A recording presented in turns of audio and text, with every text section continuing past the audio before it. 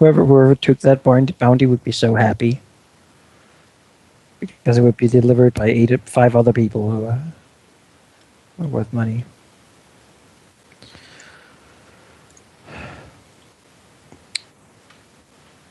Then how far is the drop exactly, Jonas? It is. Hang on, let me pull up exactly how far it is. I know it's a few thousand feet. I think it's 2,200 feet. Okay. Well, Mary's not sure if you want to go down there. Yeah, 2.2k feet.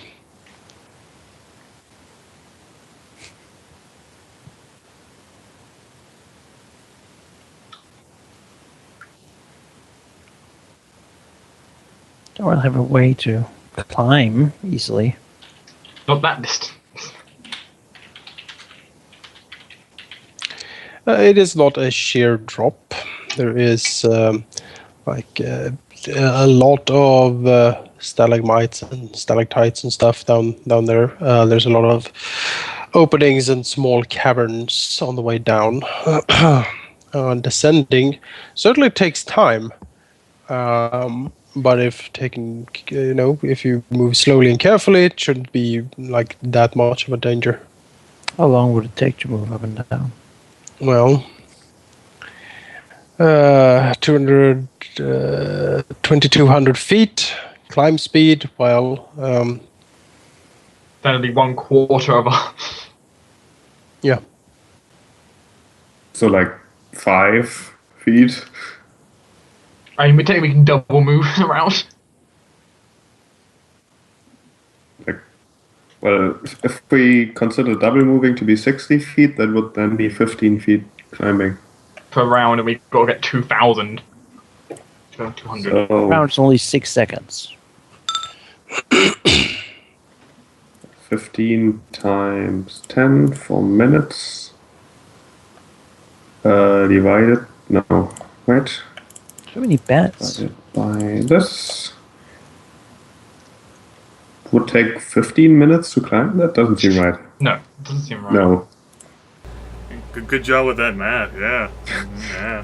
The thing is, I'm an engineer, I'm not a mathematician. Let's see. I see what I did wrong. 15. No. What? Don't fail me again, Marv. Come on. I mean, it wouldn't take forever, it would just take a while. The problem is that we can't climb downward non-stop. It's not like we can force march down. I mean, I suppose we could relieve the tension by, I don't know, just letting go and woo! And that's when we all drink the potions of Featherfall, towards the bottom, and Cast melt into stone just as I hit the floor. You propel down into the deepest parts of the Underdark because you can't stop. Preparing, frictionless, yes. Yep. Woo! I mean, a simple way would be just say potions of Featherfall that we all prepare to drink before we fucking crash into the bottom. How are we gonna get up? Do it. How are we gonna get up again? Well, that we climb. Instead of Featherfall, there's also Glide, which is like Featherfall but lasts minute per level. But it would be a long glide. We could wait a couple of levels, then Sakari is big and can fly. How are we gonna get levels down here, though? It would be something like jumping and then casting a spell right before landing. Well, casting a spell while falling sounds like it would be a concentration check. And I don't want to rely on the concentration check to survive. Unless it were an immediate action like Featherfall. Well, drinking a potion is not an immediate action, though, even though the spell is immediate, is it? Come on, the liquid's right there. It's base jumping. Come on. Take it in your mouth, just don't swallow. There we go. Yeah. You could drink a potion. And jump. Like soak the potion in a sponge and then put the sponge under your tongue. There you go. That's how you do it. Grimith knows what's up. That's right, bitch. I'm a veteran D&D player. I know how to dungeoneer. Use enough 10-foot poles to make a ladder. Yes. It's only 230 10-foot poles. We can do They're that. not that pricey. Yeah. We've taken an entire fungal jungle worth of 10-foot poles. And we build a goddamn ladder, and then we crawl down that. Everyone's that gonna works. look at this and go, "What the fuck?" Exactly. Do you know how much that weighs? The very bottom of it? Oh, Could be a lot of ladders. Just slide down. God, the friction. Get some protection from fire first. combust. Yes, protection from fire, so I don't spontaneously combust. I'm glad all this thought is going into how we get down the jump-off point now. Yeah. Yeah. Then how do I think getting up again is a much bigger problem. We do that the same way we go down? Carefully? Yeah, but we can't just jump and use feather fall. And there we'll say that if we go kill some pale hunters, she can make them into zombies that can carry us up and down. I mean, Jonas just said if we take our time, there's enough landings and divots and perhaps incomplete stairwells that were made tons of years ago and landings and shit because people got to rest, that we could navigate our way up and down. People do it. We but did how it. long does it take? It takes quite a while. We're not exactly sure because the only time we ever came up that we were fucking fleeing in terror. Yeah, I'm not sure, but several hours to do the climb. Oh, hours. All right, that's no problem then. That could be days. I mean, I guess it depends on your general fortitude. I mean, you are hero characters. You're sort of assumed to. Yeah, we're heroic characters. We got. Alauneari has the general fortitude of a drow soldier. Yeah, but she has her pimp ass lizard. Yeah. We've got our ropes, and Rilinid's got his pythons and shit. This climber's kit. We can do it. It'll be a big deal. Let's do it. Let's go down there. Let's bring the map. What? Should we bring those human people? Yes, One of them? I think so. I think we should All of bring them or them. one? I think we should bring all of them so that we can better keep them all. And besides, one of them might die, and And he's probably more motivated if he's got his buddies with us. especially especially the woman. his love. Yes. All right, let's bring him out of the slave camp. Okie doke. Are they still alive? Yes, I yes would they are. think Norval Harak has taken good care of those people. Oh yes. Rilinid, That's true. Rilinid will also make a suggestion that, considering how we are going down into perhaps a superheated area, should we end up exploring that land of fire and mud, Rilinid will remind the family of what we went through when we fled Teresia, and that any sort of protection or item or just sort of preparation that you can make for stealing yourself from a superheated landscape would be wise. Yeah. You do remember the fragmented and terrified memories you have of that place is basically scalding geysers and just oppressive temperatures. Yep. Thinking back on it, it's a wonder that you made it through without being completely incinerated. And since it's a magically active area, there could be any sort of thing which has been magically activated. Countless possible enemies we've never met before, which would be native to the region.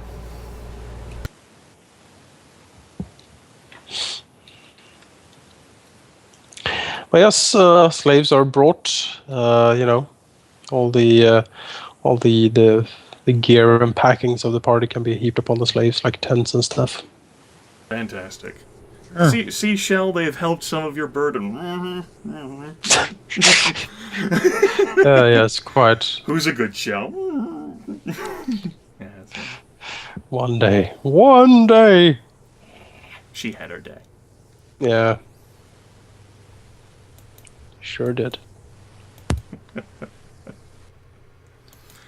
At any rate, then, that is the advice given.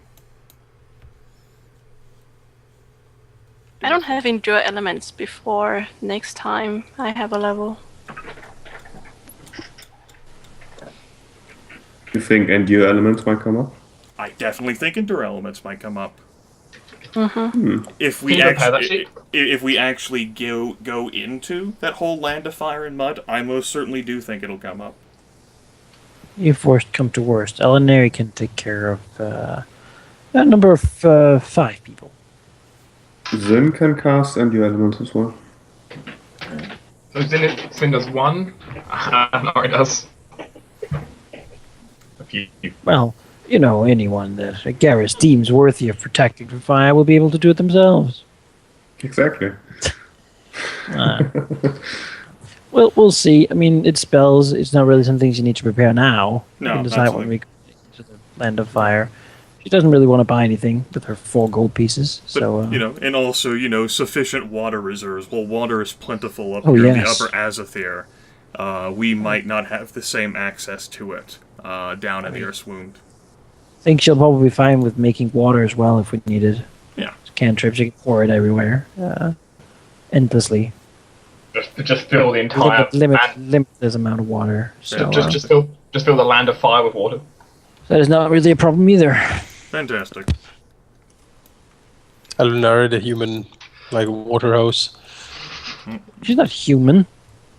Well, Yeah, what an Subject. insult, you fucking bastard, dear. yeah, take that, Alauneari. What are you gonna do about it, huh? I can't even Brass. hear you, metagame. At any rate, then, in that case, Rilinid is ready to go. He'll hand his last will and testament to Ivy. She will accept it solemnly Good, fantastic. and wish him a good luck down below. Yay. So Do come back to me, Rilinid. I don't even think Tristan has a testament. Just, even if I don't, your life must go on. Rilinid, you must say it like that. Say it like we'll meet again. Exactly. Mean it. I shall live on through you the rest of your days. Rilinid, I'm pregnant. Ew! What will Alauneari do? And that's when Rilinid That's the case. invites Ivy to the great jumping off point. And that's when, whoops! We all have our secrets, right? Rilinid. Alan walks by. Wink. Exactly. Wink, wink. That's when Tarlin gets invited to the great jumping off point. And, You're not gonna harm Taryn. Oh, imagine the scandal. and that's when we all finally get down there as a family. What are these skeletons doing? Like, Oh, that well, looks I like need Tarlin's some. outfit. That's looted. Mm. Interesting. Might as well cash in the bounty now. Yeah. That'll be how we return to Terisia. Yes, we have slain the escaped. Oh, no. They're like, well, come Who in, are you again? please. Vytharia, please come in. Oh, we've been waiting for you. Drink some tea, Don't please. advertise. I have this large pit I wish you to see. All right, let's get some fucking shit done. Yeah, let's go explore. All right. Going down. Fantabulous. You can copy your tokens. Okay. I never like copying my Where's the tokens. lizard? Where's the lizard? Is Taryn gonna continue studying while Tristan is gone? Get over here. Copy lizard. Okay, what do you mean without the lizard? He promises he will do his best. He's painted pictures of you with his has. eidetic memory. Yes. You know, maybe he has. You want These are, painting the, in- these are the pictures that, if discovered, will finally cause Rae'nkalar to attack him. That reminds me, Tristan needs to have a talk with Rain.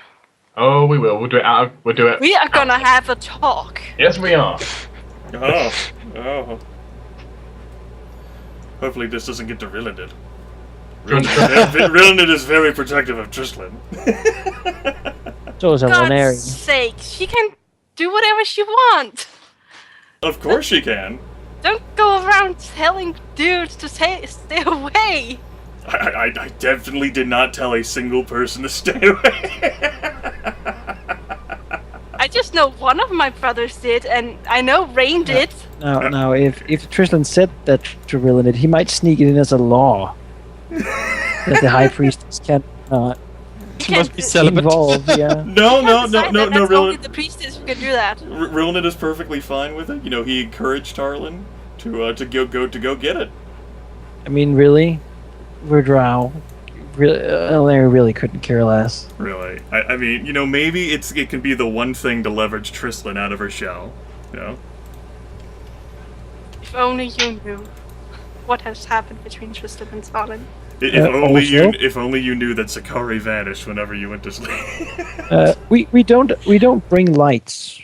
We just use the spell-like abilities we have to make lights. So that if these humans want to disappear, if they want to run, then they will have to do so in darkness. Those don't last a very long time. Like, the humans literally could not follow us. They would be completely blind. They'd fall and break their necks. Well, Alauneari will use the cantrip light, then. You can recast it whenever needed. And of course you cast it on the humans themselves. Here, hold this stick. Yeah, it'll light for a little bit. There you go. If something should happen to me, pray it does not, for you will be lost without You any were better sense of life. protect me, because without me, you're doomed. So the humans must now find themselves fighting with their powers of Sarenrae to protect the Drow matron, or they're surely doomed.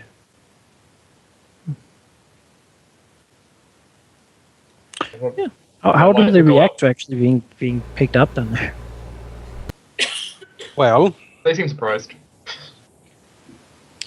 they are certainly surprised of being pulled out of the slave camps. It has been some time, but they seem to be, as healthy as the slaves can be.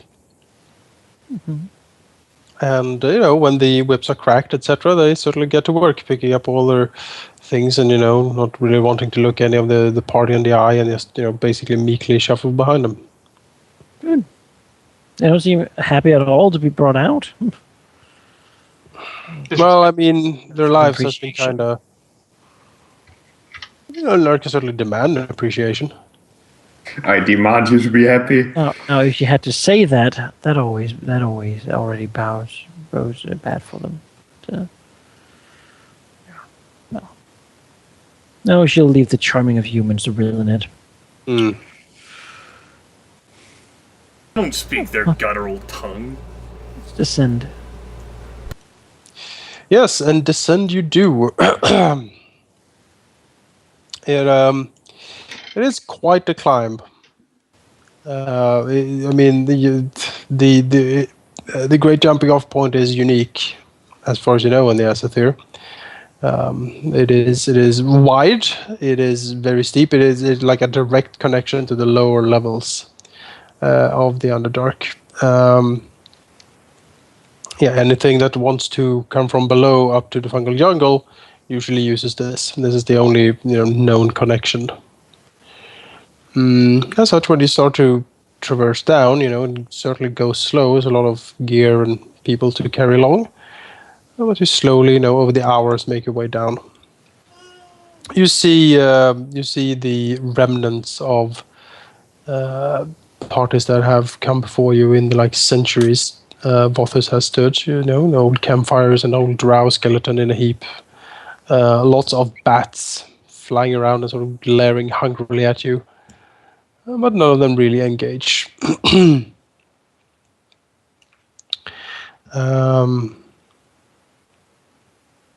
And slowly and surely you make your way down there.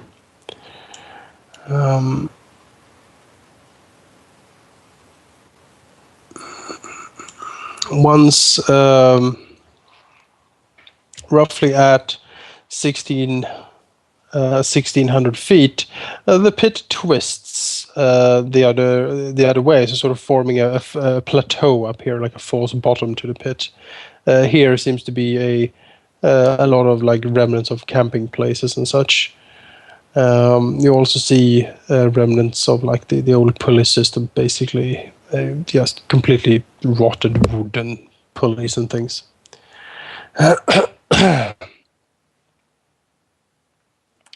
As you slowly work your way down. Yes. Once you actually pass the false bottom and reaches the true bottom to 2.2k feet down, the pit ends. At the bottom is a pool of still water, seemingly enriched by countless generation of bat droppings. Small insects seem to swarm the area when you get close. They're sort of luminescent scales, shimmering in the light you bring with you. They seem to be miniature dragonflies, pure white, and have this pearly glow about them almost. You also see moving under the surface of the water cavefish swimming about. From here, you are presented with 3 caves or tunnels leading from the great jumping off point. One leading to the west, one leading to the east, and a very large one leading to the north. The northern one is the passage that we took upon fleeing from Teresia. Yes. The western and eastern ones, I could not say.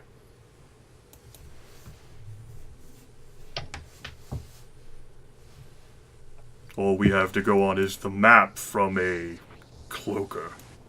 Presumably drawn out with the aid of drow caravan. Speaking of which, what will be our course of action should we actually encounter a caravan moving through here, Alauneari? She will look at him and think. That really depends on a lot of things. First and foremost, I think we will be diplomatic. They should not be able to recognize us. If we think, we will handle them based on what we figure out about them. We should probably not reveal who we are. Indeed not.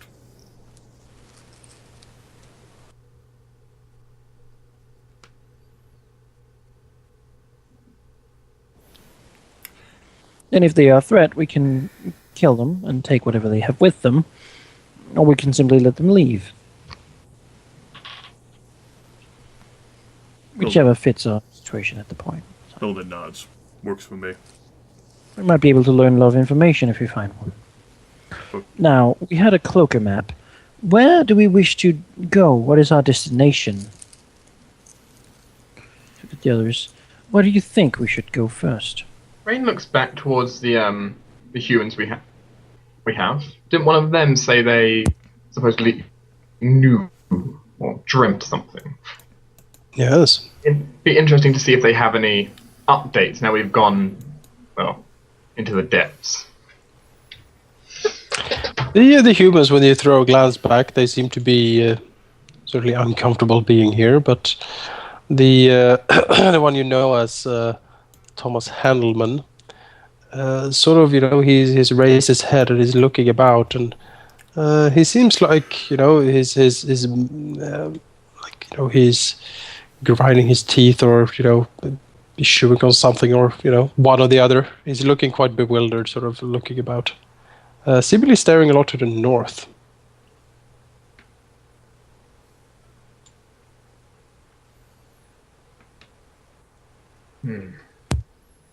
Well, it seems our human friend wants to go north. He's just looking in that direction. If I tried to interpret where you wanted to go every time you looked somewhere in, I'd be dead.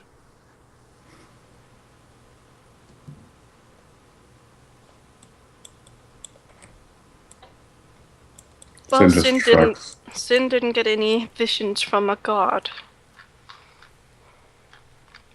Or what he believes to be a god. What did you say his name was? No matter. Slave! Are you getting a better sense of the location of the supposed surface which contains our future slaves? Handelman seems to, shrink back a bit at Rilla's voice, and then he says, "My lord, he sort of looks around. I am not sure. It feels like that way, but also perhaps that way." And he's pointing first at north and then pointing east.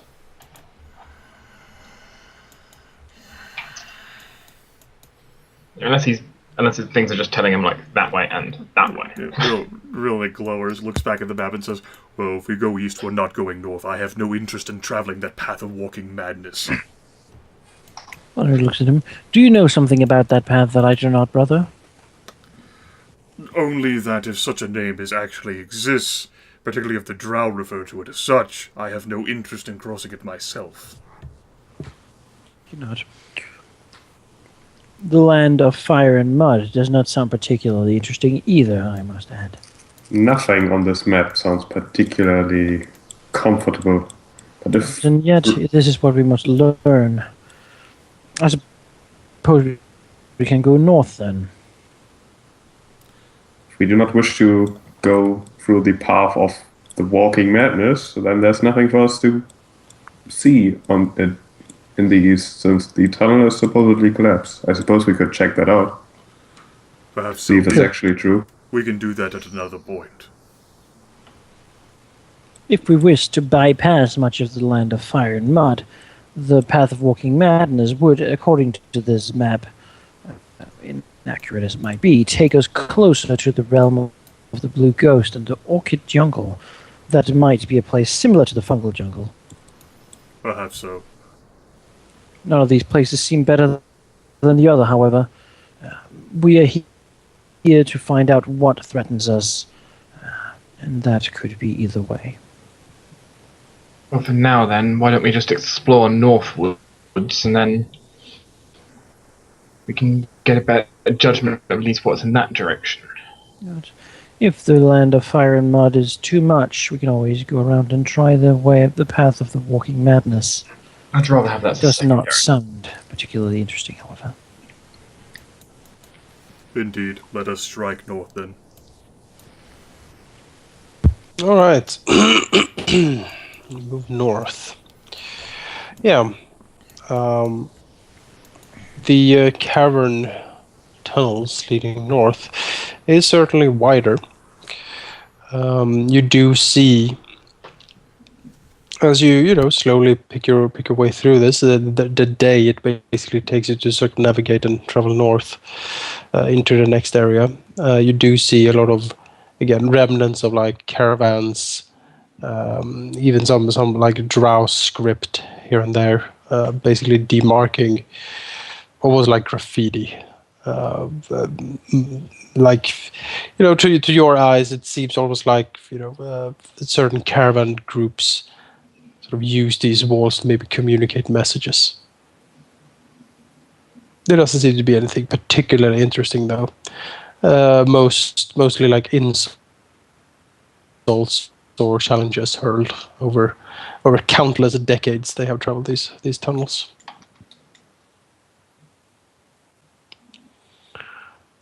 As you make camp for the night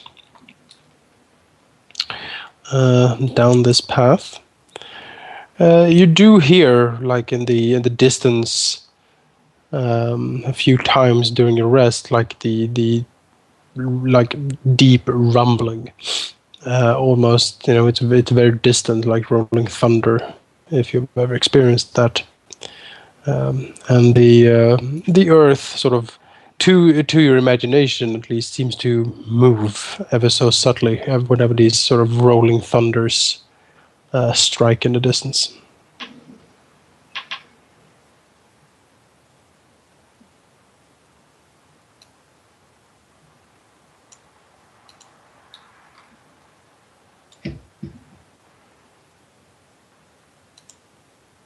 With nothing else, let's continue onwards. All there is here is graffiti. Indeed. You keep traveling down the road here. Slowly picking your way through the debris and the stones and stuff. I mean, it's certainly a wide enough cavern to travel here. It's not just very well maintained. So you need to climb over a lot of crap to get through here.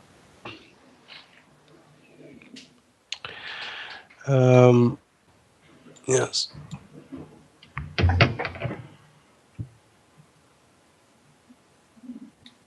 Hold on, basically Jonas. for this.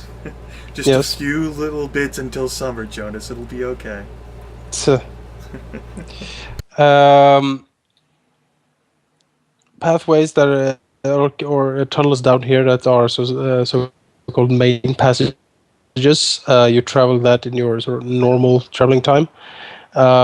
Any other paths down here, since they are unknown to you, you would travel. You will pass through a hex in 1 day. Basically, that's a estimated traveling time through a hex that is not a main tunnel. That said, by the end of the second day down here, you do come upon a